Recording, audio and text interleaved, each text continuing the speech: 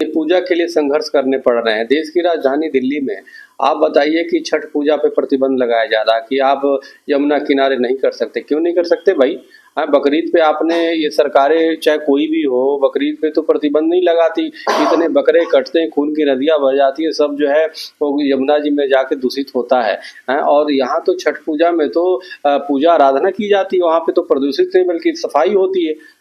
तो इनको आपत्ति है सिर्फ हमारे पूर्वांचल वासियों से, हमारे मिथिला या भोजपुरी समाज के लोगों से, हमारे उत्तर प्रदेश और बिहार के लोगों से आपत्ति है, क्योंकि छठ पूजा यहीं के लोग करते हैं। आज जब पूरे विश्व ने छठ पूजा की वैज्ञानिकता को समझा है कि सूर्य उपासना है और इसे करने से काफ़ी न सिर्फ व्याधियाँ नष्ट होती हैं बल्कि अनेक मनोकामना पूर्ण होता है।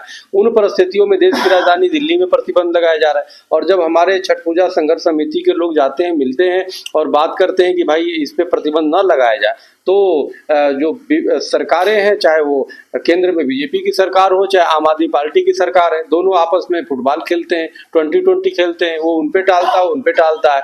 तो अब हमें पूर्वांचल वासियों को उत्तर प्रदेश, बिहार, मिथिला, भोजपुरी सबको मिल करके हमें एक यात्रा निकालने की आवश्यकता है, जन जागरण यात्रा।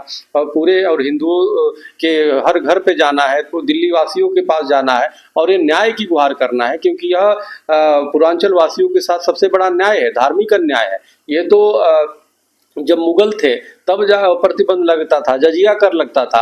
ये इस समय भी जो लग रहा है, इससे बड़ा दुर्भाग्यपूर्ण कुछ नहीं होगा। एक तरफ दीपावली पे जब आता है तो पटाखे में प्रतिबंध लगा दिया जाता है, लेकिन कभी इनके जो क्रिकेट मैच होता है उस समय नहीं लगाया जाता है, कभी नेता जीतता है उस समय पटाखों पर प्रतिबंध नहीं होता है। तो ये कहीं ना कहीं, चाहे एनजीटी भी कहीं ना कहीं हिंदू विरोधी कार्य और निर्णय दे रही है, कहीं ना कहीं ये जो सत्ताधारी हैं वो भी हिंदुओं के खिलाफ है, हमारी परंपराओं के खिलाफ है। तो अब मैं आपको बताना चाहता हूँ, वो पूर्वांचल ऐसा क्षेत्र है, यूपी बिहार के पूर्वांचल ऐसा वो भूमि है, देश आज़ादी में सबसे ज़्यादा योगदान अगर किसी का रहा तो पूर्वांचल वासियों का रहा। और आप इतिहास के पन्ने पलट कर देख लीजिए, भारत में सबसे पहले कहीं आज़ाद होने वाला क्षेत्र था तो पूर्वांचल ही था, क्योंकि वहाँ की मिट्टी बहुत ही क्रांतिकारी है। तो इसलिए देश की राजधानी में जहाँ पे 60% से ऊपर हमारे पूर्वांचल वासी हैं और वहाँ पे छठ न मनाने दिया जाए, तो अब याचना नहीं रण होगा, संघर्ष महाभीषण होगा। अब कायरों की तरह कोई नहीं बैठेगा, रोडों पे निकलेगा। हर पूर्वांचल वासी, हर हिंदू, हर जो धार्मिक आस्था को मानने वाला है। और हम सबसे अपील करते हैं कि ये न्याय होनी चाहिए। ये इतना बड़ा न्याय नहीं होगा कि हम घरों में बैठ जाएं और चूड़ी पहन करके, ऐसे नहीं हो पाएगा। तो इसलिए हम सभी पूर्वांचल वासियों से, सभी हिंदुओं से, सभी सर्व समाज से और सर्व मजहबों के लोगों से हम अपील करना चाहते हैं कि छठ पूजन के समर्थन में आप लोग सरकार पे दबाव बनाएं, आप लोग ये पक्ष विपक्ष पे दबाव बनाएं कि सरकार अपने और एनजीटी अपने निर्णय को वापस ले।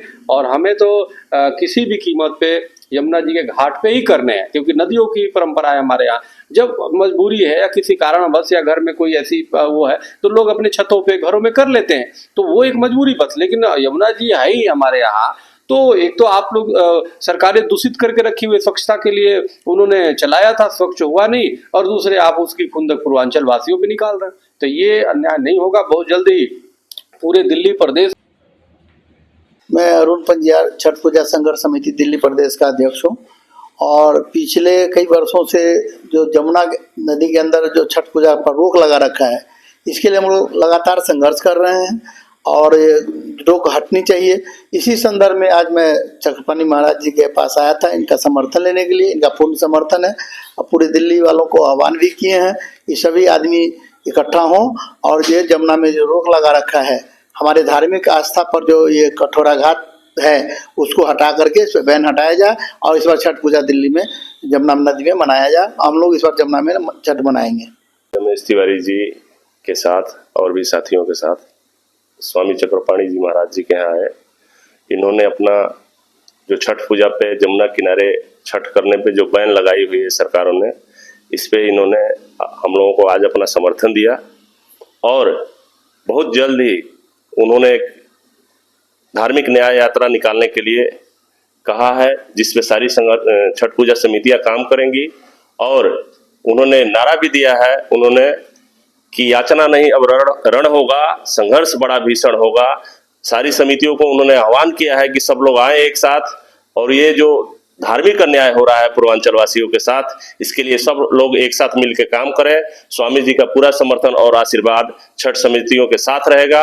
इसलिए छठ पूजा संघर्ष समिति सभी दिल्ली की छठ समितियों को आह्वान करती है कि सब लोग एक साथ आए और इस छठ पूजा पे जो अन्याय हो रहा है, पिछले 2020 से लेकर आज तक जमुना किनारे छठ नहीं किया करने दिया जा रहा है, उसके लिए चाहे जो भी सामने आए, जो भी एजेंसी हो, इस अन्याय के लिए सब लोग उसके साथ लड़ाई लड़े। महापर्व पर यहाँ का जो एनजीटी डिपार्टमेंट एक बहाना बना के, एक आरोप लगा के कि जमुना गंदा होता है, जबकि दिल्ली जमुना जो पहुंचती है तो हरियाणा से होकर आती है और यूपी में जाती है, तो हरियाणा बॉर्डर पर ठीक है, यूपी में ठीक है, और इनके यहाँ गंदा हो रहा है।